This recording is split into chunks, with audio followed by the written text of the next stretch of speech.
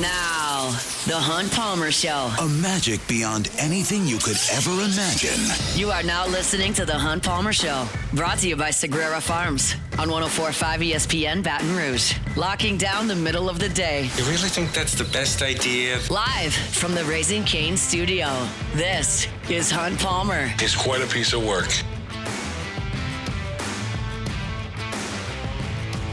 Welcome in. Hunt Palmer coming to you from the Raising Cane studio downtown in the capital city on this Thursday. Means we're brought to you by Sagrera Farms. Premium Angus beef. Working towards the weekend. Got Jordan Kitchens, Cassie Spazzali back there on the ones and twos. LSU is not going to play baseball today.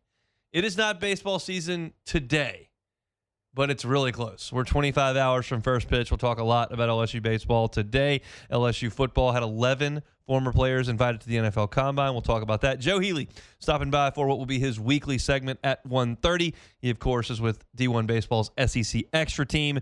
He's going to break down the weekend that will be in SEC baseball. Arkansas headed to Arlington to play in that Big Shriners College Baseball Classic. I want to talk a little bit about that. Got some weekend rotations announced. A little bit of a surprise at Texas, so we'll kind of hit on some of the high points with Joe about opening weekend in college baseball. Trinidad Chambliss, his case being heard in rural Mississippi currently.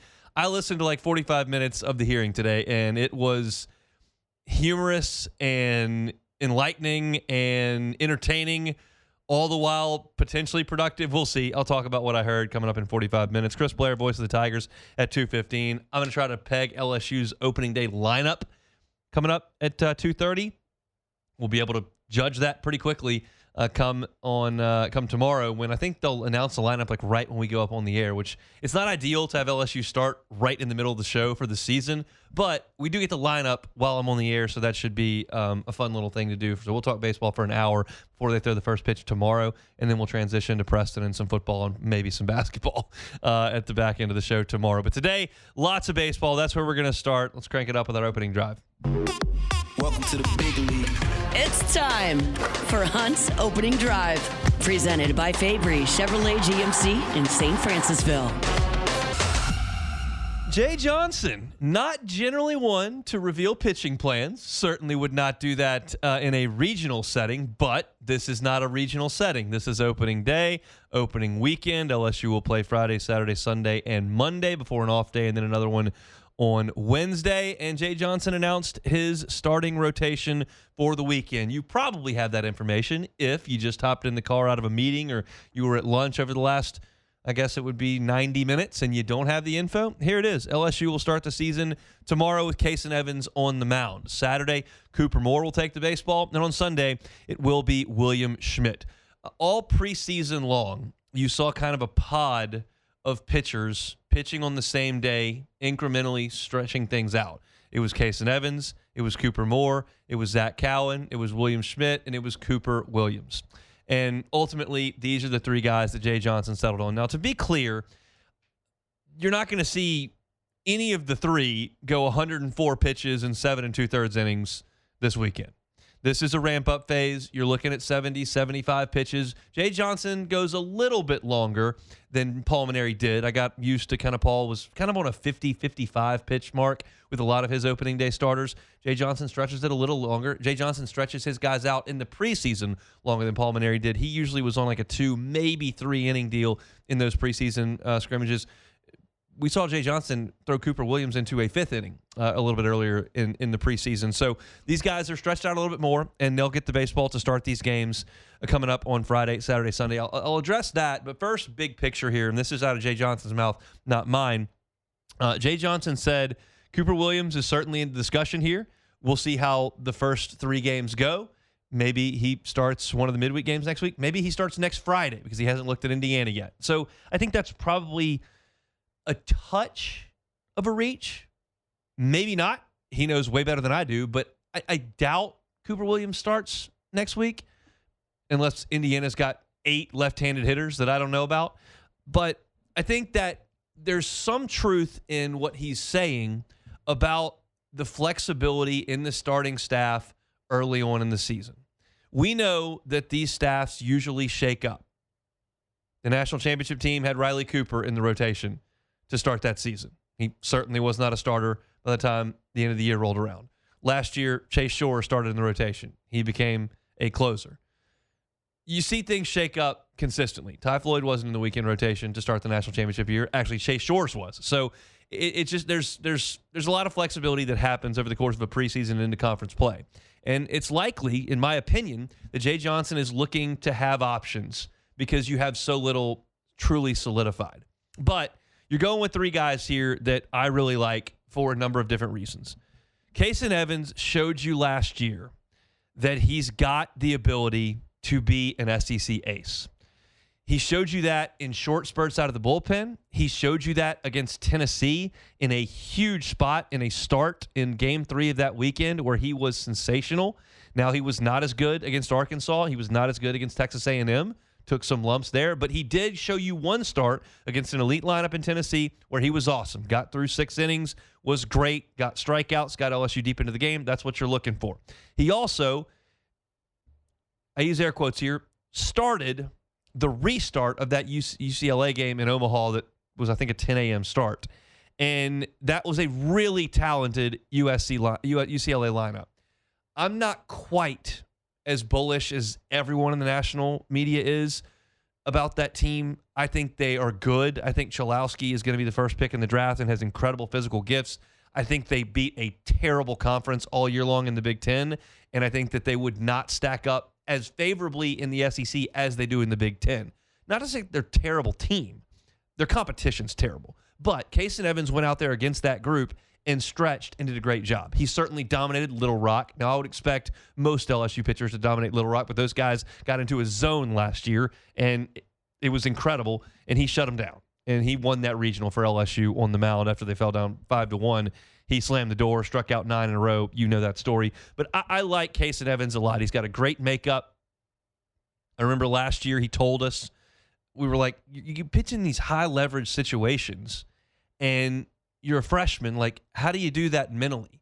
And he said, well, I step off the back of the mound, and I look up right at the top of the press box area where it says Alec Box Stadium, Skip Bertman Field, and I just sit there and I take a deep breath looking at those words, and then I go back. And it has nothing to do with what it says up there. It's just that's where his eyes can go, where it's, he's still focused on the field of play, but keeping his head down, staying straight forward, and then getting up there and then throwing the pitch he needs to throw. He did not have a super fall. He did not have a super preseason. That, to me, is not necessarily indicative of how he'll throw the ball tomorrow. It's not indicative of how he'll throw the ball in the SEC opener. It's not indicative of how he'll throw the ball in the regional. This is a guy that's got tons of talent. He's got a good enough fastball. He's got a plus changeup, and they're working on that curveball, working on that curveball, working on that curveball. That's what you saw him use electrifyingly, if that's a word, against Little Rock. And I like him getting this opportunity. I think he's got a great chance to be great. Cooper Moore, as I told you yesterday in my preseason projections, I think he's going to start 10 SEC games. He throws hard enough, 93, 94. He's got a really hard, good slider. He throws a lot of strikes, as he did last year at Kansas. And this is the classic example of a guy I don't really want throwing on Fridays for LSU. I really like him on Saturdays, and I love him on Sundays. You get that mix. Like, there are some guy, like Jared Poche could have gone out there on Friday nights for 4 years, and he would have done fine. Would he have been Aaron Nola? Would he have been Alex Lang? Would he have been Paul Skeens? Would he have been Cade Anderson? I don't think so. You put him on Saturdays, most wins in the history of the program. Like, there are guys that exist in that way. And I think that Cooper Moore is that. He is a high floor starting option. And I think that he's going to be a stalwart in this rotation all year long. And then you go to the next guy. And if William Schmidt can do on Sunday what he did last Friday, which is throw strikes and miss bats by the truckload, and he can ultimately become the number 1 or number 2 on this staff, it changes the fabric of the team. It just does. There aren't a lot of guys that can change the fabric of the team with their performance. William Schmidt is one of them. And he's going to get an opportunity on Sunday. Now, what he does on Sunday is not really indicative of what his performance will look like in SEC play, because we saw him at times overwhelm non-conference opponents last year. Nichols just didn't have a chance. I loved what I saw from him in that game. Loved it. But he didn't do that when he got limited opportunities in the SEC. And so until he does it against the SEC competition, I'm not going to fully buy in. But I'm certainly bought in on the tools and what he could be. It's just a matter of getting there. And doing it against Milwaukee, who hasn't practiced outside yet, is not going to sway me. But it is still important for him to go out there and throw the ball over the plate. The only stat I'm looking at with William Schmidt, it's not strikeouts, it's not base hits allowed, it's not home runs allowed. I'm looking at one statistic, balls and strikes. We'll get to command and whether you left that pitch over the plate too much and all that against the SEC. I want it over the plate, and that's what he's got to do. I have said this multiple times, and I've been very upfront about my feelings with this sentiment. I don't know this to be true. I am simply hypothesizing. I'm guessing. But not every player as a freshman that puts on that uniform feels the same amount of pressure. I just don't get the sense that Stephen Milam or Alex Bregman or Paul Skeens really gave a rip about the fact that they had LSU on their hat and Tigers across their chest when they got out there. That did not make them more anxious. Not to suggest they don't love LSU. I'm sure that they do. But they didn't grow up that way. William Schmidt grew up in that ballpark, and he knows how big a deal it is to put on that hat and to put on that jersey. And that can't help but give a guy some extra emotion. And some folks can channel it really well, and some folks maybe don't. Like Aaron Nola grew up in that stadium too. He watched his older brother win a national championship when he was in high school. But I just don't get the sense that Aaron Nola really gave a rip. Give me the ball. His heartbeat is 3 beats a minute all the time. And maybe that's why William Schmidt walked 11 guys into SEC innings. It's just, this is a big deal. I got to get this done. I've always wanted this chance. Here it is. We got to go. And maybe that led to some wayward pitches. He's a year older. He's a year more mature. He needs to have that confidence, and hopefully his last outing of the preseason gave him that. And I cannot wait to see what he does on Sunday. Because, again, it doesn't prove you can do it against the SEC if you do it against Milwaukee, but it's a step in the right direction if you dominate Milwaukee. I like this. I think that there are other options in this weekend rotation. Cooper Williams is an option. Zach Cowan is an option. There could be a time down the road where Marcos Paz is an option. There are other guys who could get an opportunity to do this. But these 3 guys, I think, make a lot of sense. Yeah, they're all right-handed. Yeah, they're all going to throw 93 to 96. Yeah, they're similar. You don't have a 6'6" guy. You don't have a sidearm guy. Like, Schmidt's a little bit more over the top than Evans, and Evans got a quicker leg kick than Schmidt, and Moore's a little bit older and doesn't throw quite as hard. And there are some variabilities. They're not the same 3 pitchers, but they have a lot of similarities. There's not anyone to really break it up, but I think these are the right guys to put out there. I think that Monday's game is just as important an audition as Friday's game, if Cooper Williams does start that game. If Jaden Newt does start that game, and we'll see if the same rotation carries on to next week. And next week you'll play Indiana, and you'll play Notre Dame, and you'll play Central Florida, and we'll get a sense. There's a lot of baseball coming right out of the chute here between this Friday and next Sunday. They play Friday, Saturday, Sunday, Monday, Wednesday, Friday, Saturday, Sunday. It's 8 games in 10 days. It's a lot. So I'm curious to see how it all plays out. But that's your weekend rotation to start things. Tomorrow, LSU will get their season underway. Case and Evans will have the first pitch of the defense of the national championship here for LSU. 2 o'clock first pitch from Alex Box Stadium over there at Skip Bertman Field. All right, that's your opening drive. Our Thursday show is brought to you by Sagrera Farms Premium Angus Beef. When we come back, LSU made an announcement about 7 former Tigers headed to Indy. I'll tell you who it's really important for next. The Hunt Palmer Show. One Bath and Closets. OneBathAndClosets.com is the website. David Duvall and his team, 30 years redesigning, remodeling, and customizing bathrooms and closets. I just never really prioritized closet space. It just wasn't something that I cared that much about. And then a woman moved in, and she was like, this ain't going to get it. We had coats down the hall. We had stuff in boxes. We put stuff in the attic. We had stuff in other bedrooms. Just didn't have enough room. We moved, and we knew we were going to move when baby number 2 came, so we didn't call David Duvall with One Bath and Closets. But you don't have to move to create new closet space. You call David. He can maybe take your existing space and just use it more efficiently. They've got equipment and things that they can do structurally to just use that space more effectively. They can also build you a brand new custom closet. Go to the website, onebathandclosets.com. You'll see how beautiful these projects end up being, and they're all customized. He starts with a questionnaire in that consultation to see kind of what you have and what you're looking for. He builds it for you. If you're thinking about, oh, well, are there financing options? There are. 0% up to 18 months, same as cash. Get that consultation. Check out that great work. See some of the reviews from satisfied customers at onebathandclosets.com. You're listening to The Hunt Palmer Show, brought to you by Sagrera Farms.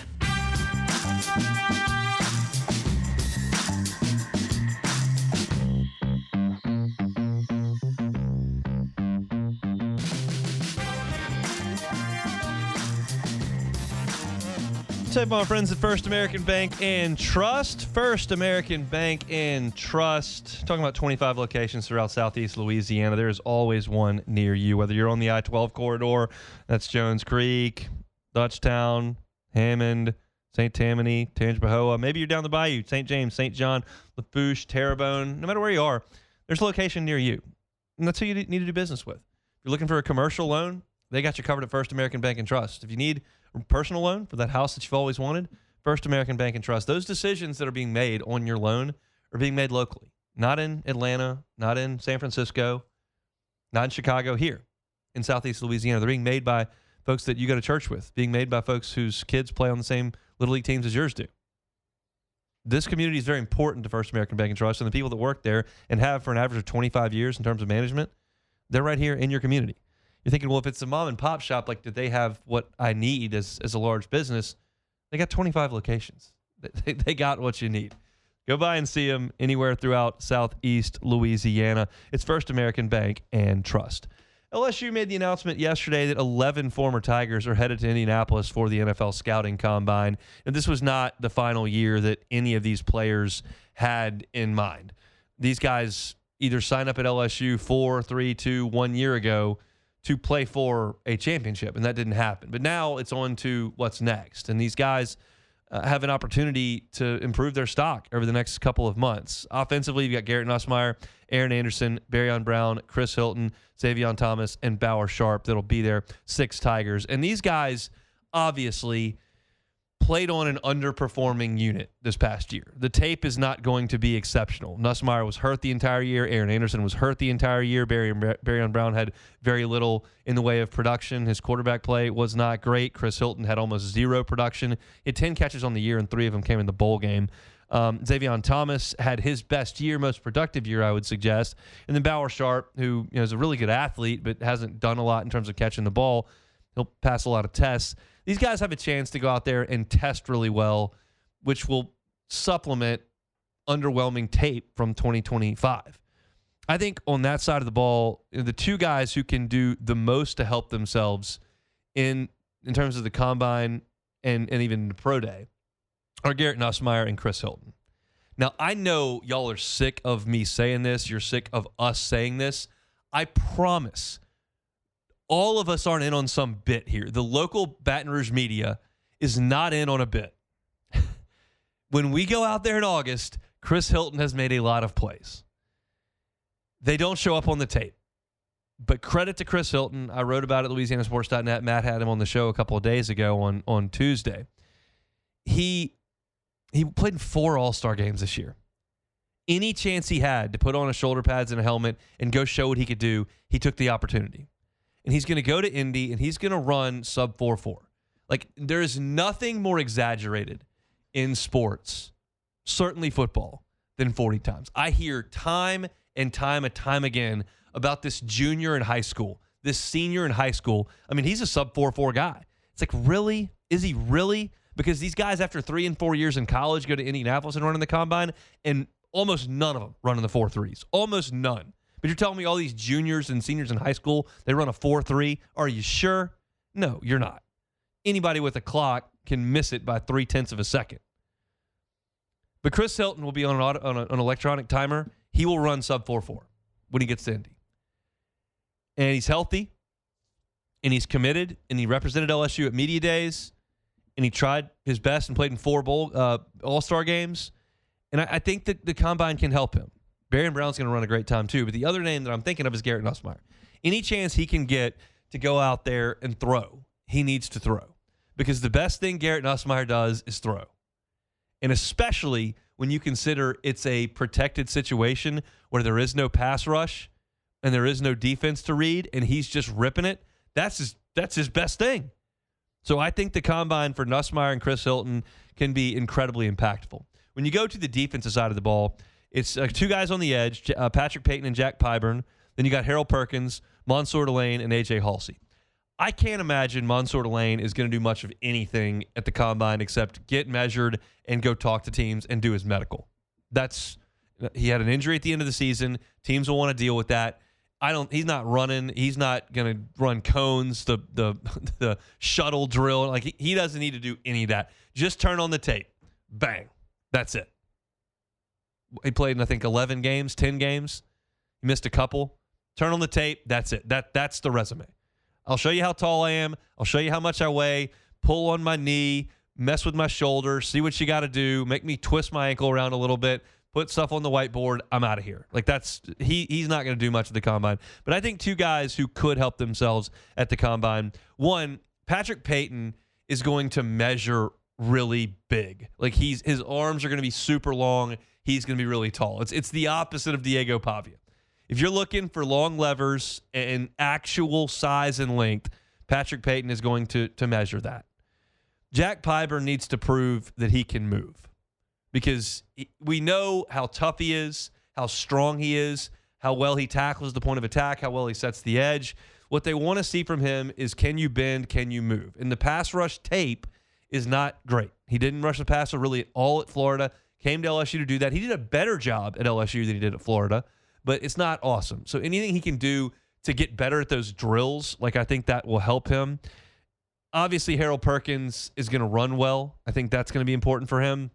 I don't think he'll measure very well. Like he's on this, for defensive players at that spot, like he's on the short side. He just is. He's not going to measure very good. So he needs to run well, show the agility, show the quickness, and show that he's healthy. And I believe that he is.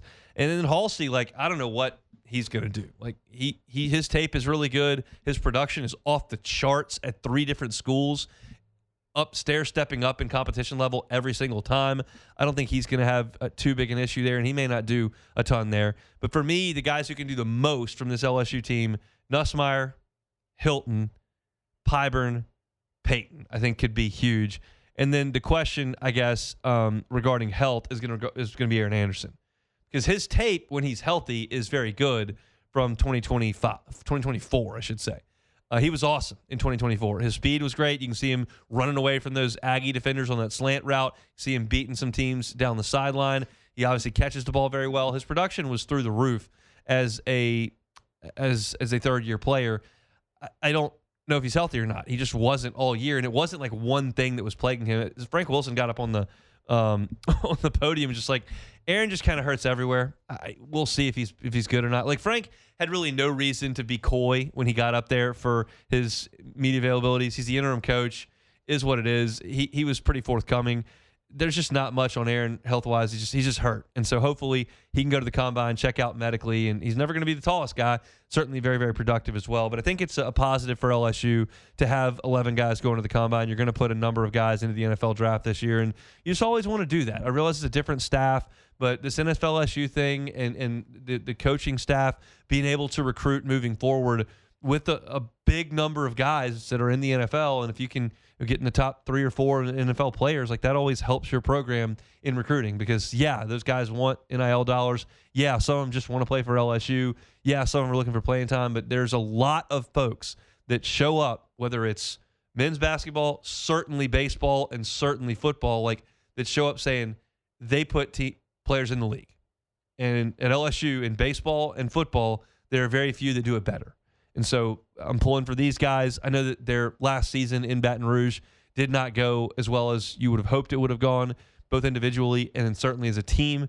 But they got a chance to go to Indianapolis and try to turn some heads. And so I'm hopeful those guys will do it. 11 LSU Tigers headed to the Combine. They made that announcement yesterday. So a little football there for you on this Thursday. Let's transition back to baseball. Joe Healy, D1 Baseball's SEC Extra Team, will be with us next. The Hunt Palmer Show. Highland Insurance Group, HighlandIG.com is the website, HighlandIG.com. Jonathan Carver and his team, just phenomenal on the insurance front. I tell you all this all the time, but I I sat down with his team right when we started this partnership, and I've done it a couple of times since then. And I know from my time in the industry how technically trained this group is. They know what they're talking about in terms of insurance. And some folks in the insurance business are just there to sell, and they'll cold call until the phone rings, and then they'll promise you that they'll save you 10%, 12%, and they'll try to make that happen. And that's one way to try to handle insurance. The way the Highland Insurance Group's going to do it is they're going to go, hey, trust us. Trust us like you trust your attorney. Trust us like you trust your accountant. Trust us to be your insurance broker, to make sure that you're covered, to make sure you're placed with the right carrier at the right price so that, one, your premium is reasonable, and two, if something happens, hurricane, car accident, lawsuit, cyber attack, whatever, you're covered and the insurance springs in. That's what they do at the Highland Insurance Group. They're based here in Baton Rouge. You can check them out online at highlandig.com. It's the Highland Insurance Group, highlandig.com. This is the Hunt Palmer Show, brought to you by Sagrera Farms.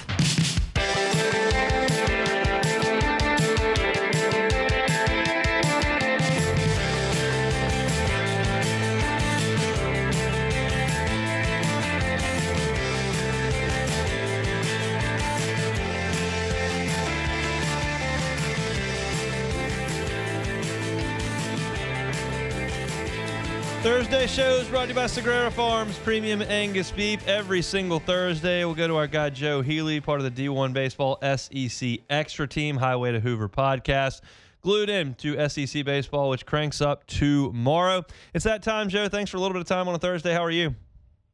Yeah, I'm happy to join you, as always. Looking forward to another season, which the weather has warmed up a little bit. That's been nice. I was a little worried there for a minute, but looks like everything's warming up a little bit. A little rainy, but we'll take that. That's just going to be part of the deal. That's always part of the deal, especially at this part of the world. So we'll take the 70-degree weather this weekend because I've been in the box for some cold openers. Not going to be the case this weekend. All right, let's talk a little bit about some starting pitching decisions, and then we'll get into some of the games this week. I looked over to Austin, Texas, and I expected Dylan Volantis to get the ball to open the season. They'll move the now precocious sophomore to the Sunday role with Ruger Riojas at the front. Did that surprise you to see? It did surprise me a little bit, but I'm not. I guess if you take a step back, I guess I'm not surprised from the standpoint of maybe wanting you to take a little bit of spotlight off of Volantis. There's going to be a lot of people paying attention to college baseball tomorrow. We're going to be kind of hyper-analyzing the first day of games, just like we do in all sports. Opening day, we tend to pay a ton of attention to it and try to read too much into it. And so I think there's probably some element of just trying to take a little spotlight off of him and say, hey, let's kind of stash him on Sundays. We can always move the rotation around. Teams do that, all throughout the season. So I think it's just, hey, let's start off with a certainty in a guy like Riojas. We know what we're going to get. We know he's going to go out there and give us a chance to win and compete and all that. And then Volantis can just kind of be the third guy in the rotation. And if he, the beauty of it is if he overachieves that Sunday spot, he'll be pitching on Fridays soon enough. And, Texas is obviously going to have a lot tougher series than this weekend. So he'll have plenty of chances to prove it.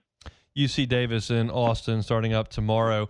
Let's talk about LSU's rotation before we get into the big games over in Arlington. LSU is going to go with Kason Evans on Friday, Cooper Moore, the Kansas transfer, on Saturday, and William Schmidt will get the ball on Sunday. What do you see there?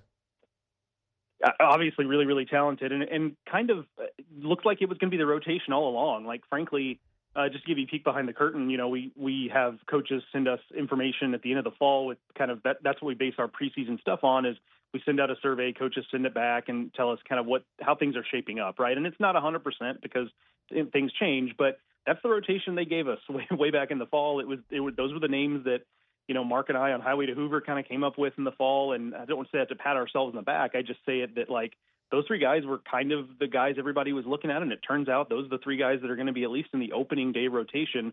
I'm intrigued particularly by Cooper Moore because I just heard a lot of really good things about him in the fall and in the preseason. He was obviously already accomplished, had a great year at Kansas last year, but that looks like the guy here that could really take a jump to turn this rotation from being very good on paper to being great on paper.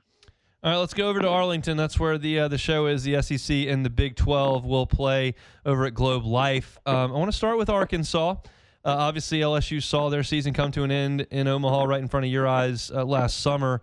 What do you think about the Hogs team this year overall? And then obviously you look at the starting rotation, and Gabe Gackel is going to give this another shot. Yeah, that's, if you're going to nitpick, because I like the talent in and of itself. There are no bad players on this roster, just like the same with LSU and the rest of the upper crust of the SEC. But the thing that you can nitpick that makes me a little nervous, I think we talked about this last week a little bit, was just a rotation where you're going to be leaning on Gabe Gackle, who tried the rotation thing last year and it just didn't go exactly according to plan. And then Hunter Dietz, the guy who really hasn't pitched because of injury the last 2 years. And his outing this weekend, assuming he gets gets a few innings under his belt, is going to be the longest outing of his career by far. And this is his third season on campus, so that tells you how injured he's been. And then you got Colin Fisher, their third guy, is a guy who was just kind of a depth piece last year. And so they're asking a lot of some guys that haven't proven it in those roles. And, with Oklahoma State, TCU, and Texas Tech lined up, I mean, those are 3 games that Arkansas could win. And by ranking, at least, you'd say should win. But I'm not sure it's going to be that simple. Now, where I don't have any sort of concern is offensively. I think they've got good depth there. I think they've got good quality. Ryder Helfrich's an SEC Player of the Year type of candidate. Kuhio Aloy is back. Cam Kojal is back. They've just got a lot of really nice pieces back. So I don't really worry about that part of it, but I do have a sneaking suspicion that this is just one of a number of different rotation combinations we'll see for Arkansas before they land on the right combination. Look, I feel like I know what your answer is going to be to this question. It's going to be I don't really know. But, do you have any reason why Gabe Gackle struggled as a starter? I've watched him in person 3 times. I can't imagine teams hitting him consistently. Yeah, it's tough, right? Because, it looks so good coming out of his hand. All of his stuff is great, The best explanation I have heard, I'm not a scout, I'm not a coach, so who knows? But the best explanation I've heard that at least sounds like, oh, you know what, that makes a little bit of sense, is that his repertoire is so based on, it's fastballs up at the top of the zone, and then it's that hammer breaking ball he wants to get you to chase, and he just hasn't learned how to be efficient enough to really use those pitches properly. So what happens is he gets behind a little bit in the count, and now he's in a situation where he's got to put the ball over the plate, but his stuff is not really necessarily made to get strike 3 looking. It's to get strike 3 swinging. And so if you've got a lineup he's facing that's willing to let that fastball go high and willing to let the breaking ball go low, you're going to be able to at least, at a bare minimum, work some counts. And that was his biggest issue last year. It wasn't necessarily that he was getting, just blitzed by offenses and the ball was flying all over the yard. It was more like he'd give up a couple runs, he'd give up some traffic, and his line would be 4 1/3 innings, 5 hits, 2 runs, which is fine, but not really inspiring. And so it was more about efficiency than it was about quality for him. Now, the quality wasn't great either, I'm not going to lie to you, but it was more about efficiency. So he's just got to get ahead, A, and then B, find a way to use his repertoire in a way that does not require undisciplined swinging at the plate. And as a reliever, that's usually fine. You can get away with that. But as a starter, you've got to go about it a little differently, and it's not clear that he's necessarily mastered that just yet. Joe Healy is our guest, part of the SEC Extra team over at D1 Baseball, also on the Highway to Hoover podcast.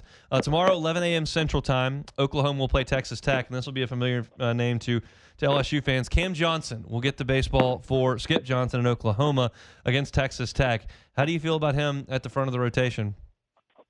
Nervous.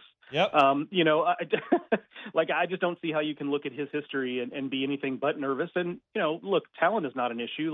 Arm talent anyway is not an issue. But here's going to be the key. Everything I've heard about Cam Johnson is that the difference for him this fall, if you're inclined to believe Skip Johnson, that Cam Johnson's a different guy this time around, if you're going to give them that grace, what I've heard is that he did a really good job in the fall and in the preseason of not letting innings blow up on him. And if you go back to last year, that's kind of what happened. Early in the season, he would throw 3 good innings, and then the 4th inning would get sideways on him, and he couldn't get out of it. Apparently that's changed. So that's what I'm going to be looking for is, if he comes out and strikes out the side in the 1st inning, that's great. But I'm less concerned with that and more concerned with, hey, when you start to get a little bit tired in the 4th or 5th inning, or the lineup has seen you one time around, can you fight your way through an ugly inning? Because if you're going to be a Friday starter in particular in this league, you're going to have to fight your way out of some ugly innings. You're not going to be Paul Skeens. You're not going to just cruise through starts. You're going to have to fight your way through things, and he's not proven that he can do that. Apparently it's changed, but obviously it remains to be seen. I miss having Paul Skeens. That was quite fun. 3 o'clock. For everybody. Yeah, for sure. Well, not for the teams on the other side. Not as much fun That's for right. them. That's right. Vanderbilt, number 23 in the country, facing TCU, who's a top 10 team. That's at 3 o'clock Central Time. What do you think about Tim Corbin's team a year after being the number 1 national seed last year? Boy, how weird was that last year, right? That a month before the regular season was over, Vanderbilt wasn't even in the hosting discussion, and then they ended up the number 1 overall seed. And I'm not really sure that anybody who follows the sport really believed that they were that they were that type of quality team. But hey, the committee said they were. So, but this year the questions are going to be the same. It's like I have a lot of confidence they're going to pitch. I don't have as much confidence they're going to be able to win games 10-8, and you got to win some 10-8 games in the SEC. Now, they also had the misfortune of probably getting the toughest draw this weekend because they're going to deal with TCU on Friday, and TCU has a All-American starting pitcher named Tommy Lepore they're going to have to deal with, and pitch counts are going to be in place, so Lepore is not going to go out there and throw a complete game, but it might make for a really difficult 4 or 5, 6 innings if he's on his game. And so for an offense at Vanderbilt that's going to have to prove to us that it's an improved unit over what it's been the last few years, and I'm dubious of that, but it's going to try to prove that, and trying to do it against Tommy Lepore and then the best arms that TCU has in its bullpen is not exactly the way you want to start it. So a tough weekend overall, but they kind of drew the short straw by getting the best non-SEC pitcher on the board in their first game. So that's the 3 teams that'll be over in Arlington. Is there another starting pitcher that you're curious to watch tomorrow who's at the front of his rotation, whether it's Hunter Elliott at Ole Miss who you know or somebody that you don't that's not in that high-profile tournament? Yeah, and it's pretty way off the grid, but South Carolina's got a guy named Riley Goodman who was their top recruit a couple of years ago and then missed all of last year with Tommy John, and he's back now. I saw him in the fall, and it was electric. And obviously, I'm not saying that even if he's the best, even if he is Paul Skeens, I still don't think that South Carolina is going to be a regional team. I'm also not saying he's going to be that good, but the stuff does open your eyes. Like it is eye-opening, like coming at you, top-end SEC stuff. It's just a matter of, is he ready to be that type of Friday guy? So we're not going to – I think they're playing Northern Kentucky. I'm not suggesting that's going to be the be-all, end-all there, but I do think it can be a harbinger of things to come if Riley Goodman shows up in that game and just mows through that lineup. That's what South Carolina is looking for. So I'm curious to see what he looks like because he looked so good in the fall. And, Hunter Elliott, that's another good name to throw out there just because I feel like maybe we've even – just because of his career being so disjointed with the injuries – we're probably not appreciating him for what he is, and that's honestly one of the most accomplished SEC pitchers in recent memory just because he pitched them to a national title, and last year he was excellent. If he has one more year like that, it's going to put him up there with some of the greatest starting pitching names in SEC history if he can have another year like the 2 healthy ones he's had before. We shall see. We'll be watching all weekend long, and we'll talk to you next week as LSU gets ready to go to Jacksonville. Thanks, Joe. All right, see you, buddy. Joe Healy, D1 Baseball's SEC Extra team. You can find their podcast wherever you listen to podcasts at Highway to Hoover. Our Thursday shows are brought to you by Sagrera Farms Premium Angus Beef.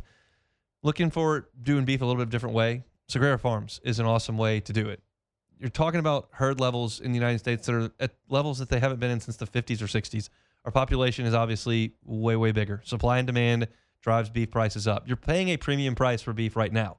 Do you feel like you're getting a premium product? If you're not, I got one for you. Sagrera Farms, Premium Angus Beef. All of it is prime. It's right up the road in Ethel, 30 miles from Baton Rouge. You go up to see Sean. You go check out the farm. He's got that product there. You get a quarter of a cow. You get a half cow. You get a whole cow. You bring it back to your freezer if you got room. You got folks that you'd like to distribute it to in your family or friends. Go in on it together. And get that prime Angus beef, fillets, ribeyes, strips, chuck roast, ground beef. We got some of the Palmer House. It has changed the way we do things. It can change the way you do things as well.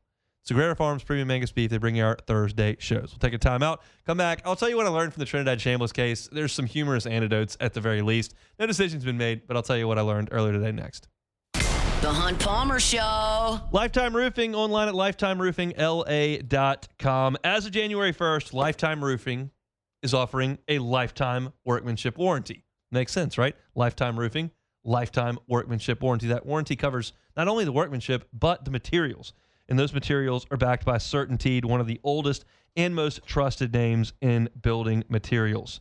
They've got financing options. I know a roof can be a significant investment, but if you're looking to buy, to sell your home, and you think, man, I need a new roof for my resale value.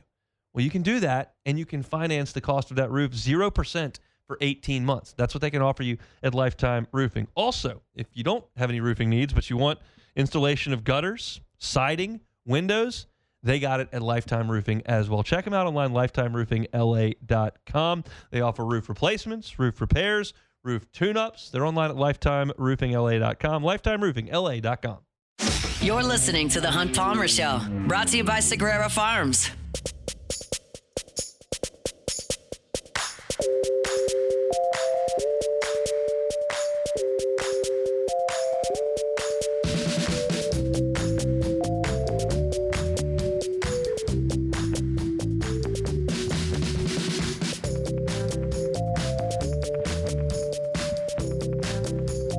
Gotro's Outdoor Power, 2 locations, one on Airline Highway here in Baton Rouge. Can't miss the inventory they've got of your mowers over there on Airline Highway. Also got a location in Gonzales as well. Baseball's here, right? Nothing better than going to the ballpark and smelling that fresh cut grass, right? Well, you got to do that at home too. How much are you spending having somebody come to the house to mow the grass? Why don't you take that upon yourself? You can get that zero-turn mower from the folks over at Gotro's Outdoor Power. They can get you behind the wheel of a new mower for $100 a month. Those are the financing options they've got. And with that comes the customer service that you're looking for from a locally owned and operated company. They've been at this better than 2 years. Gotro family owns and operates it. You know what kind of customer service you're going to get from the folks at Gotro's Outdoor Power. You can buy it from the big box store if you want, but what about the transportation of that mower? Do you have a trailer? If you don't, Gotro's can help you out with that. What if you've got an issue? Gotro's has the ability to come help you out. Bring it back. They've got a full parts department. They can make it work for you. Maybe you need delivery. They got trucks moving equipment and parts 8 hours a day throughout the state of Louisiana. Customer service is the difference with Gotro's Outdoor Power. Looking for a full inventory of those zero-turn mowers? You're looking for hustlers? They got them at Gotro's Outdoor Power. 2 locations. Got one on Airline Highway in Baton Rouge, one down in Gonzales. All right, I watched the Trinidad Chambliss hearing today for about 45 minutes. And I'll tell you, and I want to be very clear, this is not like poking fun in any way, shape, or form. This is not unexpected in any way, shape, or form. And this is very self-aware. If this was going on in the state of Louisiana, it would look exactly the same. But as I mentioned last week, you've got a potential Heisman front-runner quarterback on the University of Mississippi's football team whose hearing is being held in a rural Mississippi one-stoplight town by an Ole Miss alum. This is the equivalent of like LSU's Heisman Trophy winning quarterback having his eligibility and the preliminary injunction put in place in Donaldsonville, like down in Arnaville. And they had an ENT doctor on, because this is all about whether or not Trinidad Chambliss's tonsillectomy caused him to miss the season. And they're going over like, well, how much do you actually have to breathe to play football? And how much does the tonsillectomy actually compromise your sleep? And hey, if you got the tonsillectomy in August, would you have been able to play by the end of the season? Like, all of it was very, very comical to me. You can hear the Mississippi accents, which, look, that would be the exact same thing as if it was down here in Louisiana. But you got a Mississippi accent on the doctor. You got a Mississippi accent on the attorney. You got a Mississippi accent on the judge. It looks like a courtroom drama on the Hallmark Channel. And what I gathered from this is that the NCAA's case is something along these lines. Look, he was going to be the backup quarterback. He was out there practicing, and the doctor said he had some issues with ear, nose, and throat with his tonsils in early August, and y'all didn't get the surgery. And then you waited, and he wasn't playing, and then you got the surgery later. And if you would have just taken care of this previously, you would have been fine. And you could have taken care of it in August. He could have rested and recuperated for 2 weeks, and then he could have gone back out there and played in the middle of the season. This is not the reason he missed an entire year. And the Ole Miss case is, well, look, here's the deal. We have real damages that he's going to incur if he doesn't get this injunction. He's going to lose out on $5 million. Not only is he going to miss out on that, he's also going to miss out on a year of development that could help him in the NFL draft next year and improve his stock. And they were going through the names, and they said only one player has played 1 year of major college football and been a high NFL draft pick and started in a Super Bowl. It's Cam Newton. He's the only one. And he's a freak, and he's 6'6" and 250. They were just saying this. And this whole court case, which you probably think is really boring, and I think the court of law is really boring too, it's all about football. It's not like anything like technical at all. This is a football case. They're talking about Cam Newton. They got Joe Judge on there talking about how NFL teams break down draft rooms. He's obviously biased. He's got Trinidad Chambliss in his locker room. He's the quarterback coach, and as he termed it, the head coach of the offense. But they're talking about, whether or not this season was truly lost due to injury and whether or not that lost season incurs damages. And my feeling all along, and the feeling of many of those who have followed this from the outside, is that Trinidad Chambliss is going to win this case. Whether you want to determine that's because the judge is an Ole Miss grad that's in Pittsboro, Mississippi, which is a town of 250 down the road from Oxford. It's been humorous. They had Trinidad Chambliss' mom on the stand. The Ole Miss side talked to her routinely about how much medicine she was getting for him and how often she talked to him and how much pain he was in and how much better he did after he had the tonsillectomy and how much better he slept and how much more energy he had. And then they turned it over to the NCAA guy, and he said, well, look, I have no questions for you. Congratulations on raising a wonderful son. Like that was the NCAA's attorney's only comment on the matter. At one point, which was the highlight of humor to me, the NCAA's attorney asked the doctor who was on the set who does ear, nose, and throat procedures, can you define the word could? That was an actual thing that was said in the courtroom. It's a circus. Trinidad Chambliss, I think, was being examined, or I guess it would be, it's cross-examined, would be, he was on the stand. Can't even think of the verb. He was on the stand. I think it's starting at 1:15. He may still be on there right now. I've been obviously doing the show, so can't tell you. But I don't know if there's going to be a ruling at this point. I do know that it comes down to one person. The judge is the only one. So it's not like a jury has to go figure it out. The judge figures it out. So that's it for Chambliss. We'll come back and answer your LSU baseball questions after Sports Center Thursday edition. The Hunt Palmer Show. Swing Easy Golf Club. SwingEasyGCBR.com. SwingEasyGCBR.com. Want to go work on your golf game this weekend, but not necessarily interested in trying to find a driving range? Well, you can. Swing Easy Golf Club is an awesome place to work on your golf game. And these months can be difficult to work on your golf game. It gets dark a little bit early. Can't do it after work most days, but you can do it at Swing Easy Golf Club. They got great technology over there, and it gives you an accurate reading of the trajectory of your ball, gives you an accurate reading of the carry distance, gives you an accurate depiction of your club face impacting the ball so you can see whether or not you're hitting it on the center of the club face.